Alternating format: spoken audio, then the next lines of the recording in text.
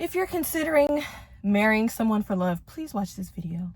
Now, everyone's experience is not the same. Some people have really great, wonderful, positive experiences. Personally, I want to share my experience with you guys on marrying for love and why I will never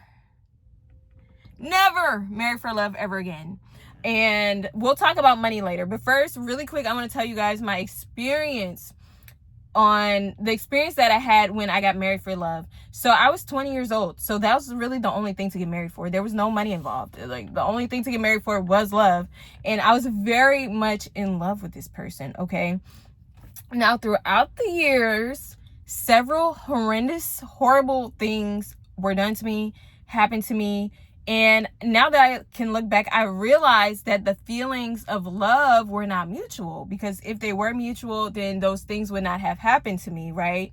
And no matter what he did, I still wanted to be with him. I still loved him. I still hoped for a future with him.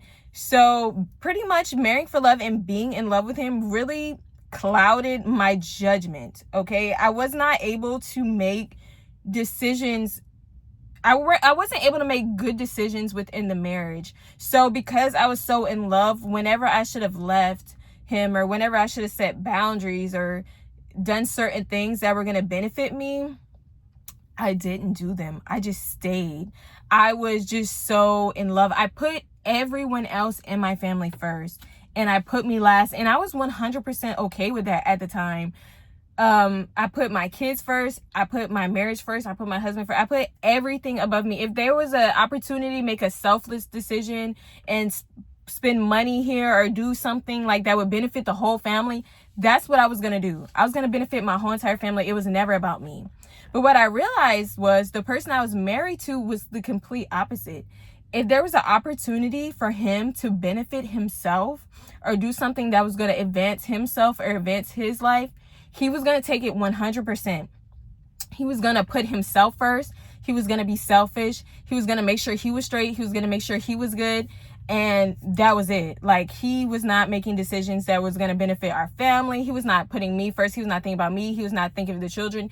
Every single decision he made was a selfish one. And in the end, after everything's all said and done, the position I was left in and the position he was left in was very different. He benefited. Okay, well, listen, let me tell you guys. If you haven't watched my video and you're not all cut up, my previous videos, I'm going to tell you what happened to me really, really quick. He left me for another woman. I was a stay-at-home mom, so I didn't have a career. He had all these years throughout when we were married to advance his career. So he took his money. He got a job. He got another woman. As soon as he got the opportunity to leave, he left, and he took everything, and he's off living his life. And when you ask, what was I left with? Well, I was left with nothing, because like I said, he was advancing his career while he didn't have to pay for childcare, while I was at home taking care of the house, watching the kids. So he pretty much kicked me out. I had to go live with my mom. So me and my 3 kids are living on her couch, and I had to get back in school. So I'm pretty much just struggling financially, trying to get through school, trying to continue to homeschool my kids. And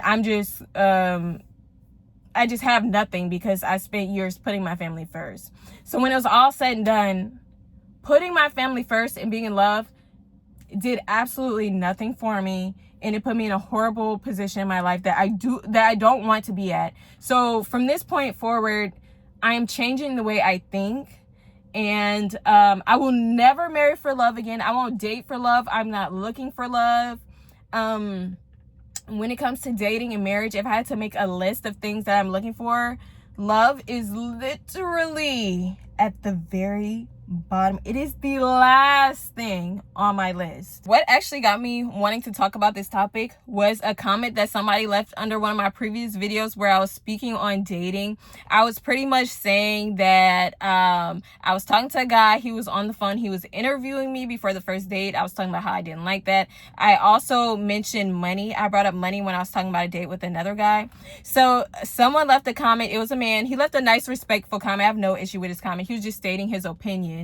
So he said that, number one, a date should be like an interview, because you're trying to get to know someone. And he also said that you shouldn't be thinking about money. So I disagree. Number one, it shouldn't feel like an interview. There's a way to get to know someone without interviewing them or having it feel like a job interview. There's a way to ask questions without feeling like it's an interview environment. You know, I feel you should make it feel like a conversation and it should flow. Second, he said that I should not consider money. I completely disagree with that. Just to start off by saying, one, I was provided for in my marriage financially. I never paid a single bill.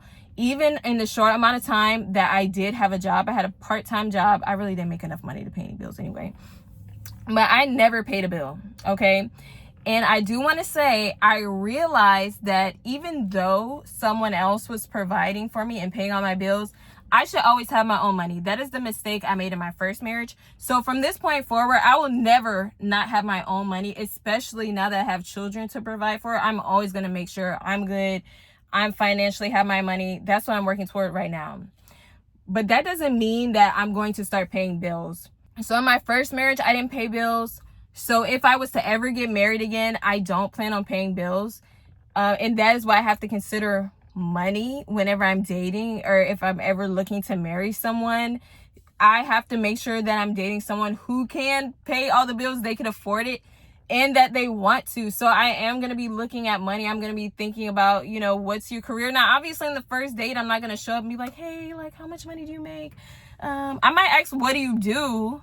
You know, I know people like to talk about their job, especially a man who, you know, makes a lot of money and takes a lot of pride in what he does. If they own their own business, people like to talk. And if someone wants to talk to me about what they do for a living, I have no issues with it. Now, whenever I say marry for money, I don't mean only marry for money. I don't know why sometimes people don't want to talk about money, or it's like taboo, or you're a gold digger, or you're doing this, you're doing that. Money is not the only thing on my list. There would be a list of things. It would definitely be higher on the list than love. I would definitely be looking for what kind of person you are. What is your character like? How do you treat me? Actions, 100% actions. I would not even involve my feelings in the situation until I see someone else's actions and the way they treat me.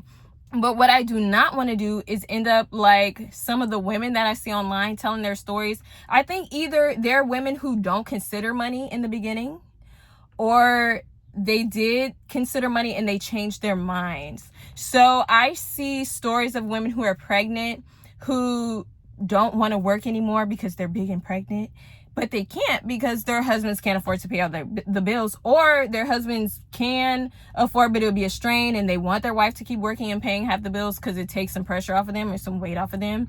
Or I've seen women who are on maternity leave. Their 6 weeks are up and they're now faced with this decision to send their children, their babies, to daycare and go back to work, and they really don't want to do it, but their husbands are like, no, you have to go back to work. So I would never want to be put in a position like that. Thank God I've been able to keep my babies with me. I've had all of my babies with me since the day they were born. They never went to daycare. They never went to school, except my daughter went to pre-K for like 2 months, I think, one time. And I was able to nurse all my children. I was able to breastfeed all my children until they were 2.5. So that was an amazing experience, and that is why I would consider money, especially if there was someone who wanted to marry me and they wanted more children. If I'm going to have more children, well, I have to think, okay, I'm not going to be working pregnant, and I want to give my other child the same opportunity that my last 3 children had, to stay home with their mom so I can nurse them and I can raise them. So that is why I consider money. And to me, it would be going backwards from having my first marriage being 100% financially provided for to getting married again and having paying bills. I believe that that's a man's role, to provide and to protect and to pay the bills. All right, y'all, so I'm gonna close out this video. Leave your opinions, your comments, your concerns, your questions in the description box below on what do you think about marrying for love and marrying for money. Personally, as a woman, I don't know if I'm ever gonna be married again, but if I had the choice to choose whether I would be married to someone who I am in love with, or if I would marry someone who is a financial provider, a protector, and someone who treats me really well, even if they both treat me, let's say they both treat me really well, a man who I'm in love with, but I have to pay 50% of the bills. He treats me well. Or a man I'm not in love with, but you know, I love him. We cool. He treats me well and he's paying all the bills. Guess who I'm going to pick? I'm picking him. Okay, that's who I'm picking. It's the smarter decision, if you ask me. It's the smarter decision. It'll give you a more comfortable life. And as someone who's going to be making more selfish decisions, whenever I put myself first, I'm going to be doing better in life, and it's going to trickle down to my children and they're going to be doing better as well. So I'm putting myself first now and always, forever and ever.